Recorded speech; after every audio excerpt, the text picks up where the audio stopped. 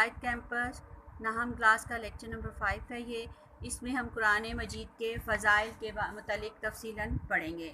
قرآن مجید کا تعارف اور اس کی حفاظت کے متعلق ہم پڑھ چکے ہیں، لیکن اس کے فضائل بے شمار ہیں۔ جو تلاوت کرتا ہے وہ قاری کہلاتا ہے، جو قرآن پڑھتا ہے وہ جو قرآن یاد کرتا ہے وہ حافظ کہلاتا ہے۔ تو ہم یہ دیکھیں کہ ان کے مقام میں اور ان کے رتبے میں جو بلندی آتی ہے وہ قرآن مجید کی وجہ سے آتی ہے۔ تو کیا ہے کہ قرآن مجید کی تلاوت اور اس کا پڑھنا اور اس کو یاد کرنا، اور دنیا میں کوئی ایسی کتاب نہیں جو مکمل پوری کی پوری کسی کے دماغ اور کسی کے ذہن میں محفوظ ہو جائے، لیکن قرآن مجید ایک ایسی کتاب ہے جو ہم ایک بڑی تعداد، اس کا کوئی فیصد یا اس کا کوئی گنتی نہیں کر سکتے، کہ کیونکہ بے شمار لوگ جو ہیں وہ قرآن کو حفظ کر چکے ہیں۔ قرآن مجید میں جو کچھ بیان ہوا ہے وہ یقینی علم اور حقیقت کی بنیاد پر مبنی ہے۔ یقینی علم کیا ہے؟ وحی کا علم ہے، اور حقیقت کی بنیاد پر مبنی ہے، جس میں کوئی شک و شبہ نہیں ہے، کیونکہ یہ ایک مکمل اور ایک مستند کتاب ہے جس کے اندر کوئی کسی شک و شبہ کی گنجائش نہیں، اور نہ ہی کوئی اس پر شک و شبہ کر سکتا ہے، اور اس میں کسی شک کا گزر نہیں۔ اس میں ہر زمانے یہ ایک ایم سی کیوز، پہلی لائن بھی ایک ایم سی کیوز ہے، اور دوسری لائن کو بھی اس میں جب ہم حقیقت کا ذکر کریں گے تو اس کے ساتھ اس کو بھی کا بھی ذکر کریں گے کہ کسی شک کا گزر نہیں۔ اس میں ہر زمانے اور ہر خطے کے تمام انسانوں کے لیے مکمل ہدایت اور رہنمائی موجود ہے۔ مکمل ہدایت اور رہنمائی کی ہم بات کریں تو معاشرتی زندگی، انسان کی معاشرتی زندگی، معاشی زندگی، اس کی عائلی زندگی یعنی کہ خاندانی زندگی، اس کے معاشرتی زندگی میں اس کے ساتھ رہنے والے لوگ، اس کے ہمسائے، اس کے قریبی لوگ جو ہیں جہاں پر وہ رہتا ہے، ان لوگوں کے ساتھ ہمدردی، محبت اور شفقت کے ساتھ ان کے حقوق کو اپنے فرائض اور ان کے حقوق ادا کرنے کی کوشش کرنا جو ہے، یہ سب کا سب اس میں قرآن کے اندر ہدایت اور رہنمائی کی صورت میں موجود ہے، اور انسان کی دنیا اور آخرت کی حقیقی فلاح کا دار و مدار اسی پر عمل کرنے میں ہے۔ یہ بھی ایم سی کیوز ہے، اس لیے قرآن حکیم کو بڑی فضیلت حاصل ہے۔ یہ بھی ایم سی کیوز ہے۔ جس طرح یہ کلام تمام کلاموں سے بہتر ہے، اسی طرح وہ انسان بھی تمام انسانوں سے بہتر ہے، جو خود بھی اس کا علم حاصل کرے اور دوسروں کو بھی سکھائے۔ بہتر کا مطلب ہے کہ بہتر ہے، یعنی کہ وہ ایک خاص مقام رکھتا ہے اللہ کی نظر میں بھی، اور اگر ہم دیکھے جائیں عام زندگی میں بھی دیکھیں تو اس شخص کا مقام بہتر ہوتا ہے۔ اس شخص کو دوسرے لوگوں کے درمیان کوئی نہ کوئی خصوصیت حاصل ہوتی ہے جو اس کو حفظ کر لیتا ہے، اس کا حافظ ہوتا ہے۔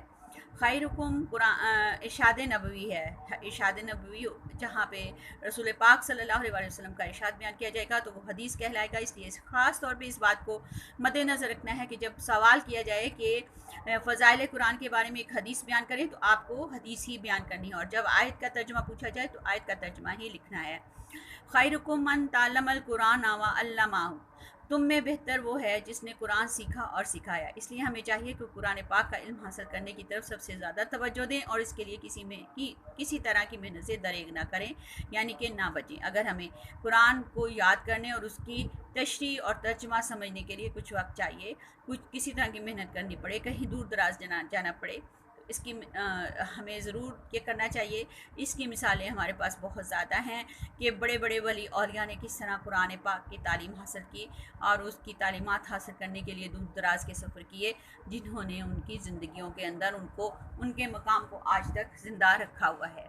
قرآن کریم کی تلاوت بڑی نیکی ہے، یہ ایم سی کیوز ہے۔ اس کے ایک حرف کے تلاوت پر 10 نیکیاں ملتی ہیں، یہ بھی ایم سی کیوز ہے۔ اس پر عمل کے نتیجے میں اللہ تعالیٰ دنیا اور آخرت دونوں میں عزت و سرفرازی عطا فرماتا ہے، یہ بھی ایم سی کیوز بھی ہے اور شارٹ کوسچن کا آنسر بھی ہے۔ اس سے منہ پھیرنے والے ذلیل و خوار ہو جاتے ہیں، یہ بھی ایم سی کیوز ہے۔ تاریخ گواہ ہے کہ مسلمان جب تک قرآن مجید پر عمل پیرا رہے، یعنی کہ قرآن مجید کی تعلیمات پر عمل پیرا رہے، اس کے اندر بنائے ہوئے اصولوں پر عمل پیرا رہے، تو ان دنیا میں غالب رہے، یعنی کہ دنیا میں ترقی کرتے رہے، دنیا میں ان کی حکومت قائم ہوگی، اور وہ دنیا میں اپنی ایک پہچان بنانے میں کامیاب رہے۔ جب انہوں نے اس کی طرف سے غفلت برتی تو عزت و سربلندی سے محروم ہو گئے، یعنی کہ جب وہ قرآن کے اندر دی گئی تعلیمات سے دور ہوئے، ان پر عمل کرنا چھوڑ دیا، تو ان کی عزت میں بھی کمی آ گئی۔ یہ بات رسول پاک صلی اللہ علیہ وسلم نے پہلے ہی ارشاد فرما دی تھی کہ اللہ بہت سی قوموں کو اس قرآن کی وجہ سے سربلندی عطا فرمائے گا اور بہت سی دوسری قوموں کو اس سے غفلت کی وجہ سے گرا دے گا، یعنی کہ ان کی عزت و توقیر میں ختم ہو جائے گی۔ اس لیے ہمیں چاہیے کہ ہم قرآن پاک کی تلاوت کریں، اس کو سمجھیں، اس کی تعلیمات پر عمل کرنے کی کوشش کریں۔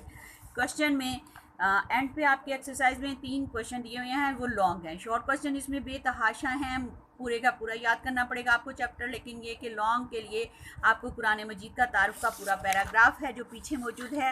قرآن کریم کی حفاظت کے بارے میں آپ کیا جانتے ہیں، حفاظت قرآن والا پورا پیراگراف، اس میں نوٹ پورا آ جائے گا۔